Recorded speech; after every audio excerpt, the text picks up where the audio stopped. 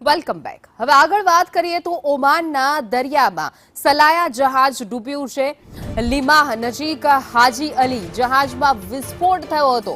Drone કે મિસાઇલથી હુમલાની આશંકા વ્યક્ત થઈ રહી છે। જહાજમાં આગ લાગતા થોડા સમયમાં ડૂબી ગયું હતું। 14 ખલાસીઓને ઓમાન કોસ્ટગાર્ડે સુરક્ષિત બચાવ્યા છે। તો 14 ખલાસીઓએ લાઈફ બોટના સહારે જીવ બચાવ્યો છે।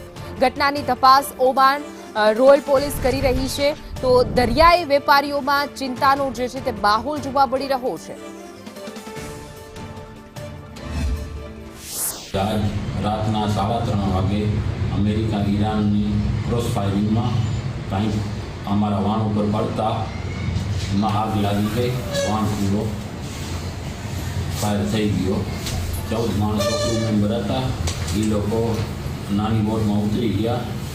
પછી ઓમાનની કોસ્ટગાર્ડે બધાને ઉપાડી અને દીબા બોટ ઓમાનનું ત્યાં લઈ ગઈ છે। અમે એની જાણ ઓમાન એમ્બેસીમાં કરી નાખેલ છે, ઈમેલ કરી।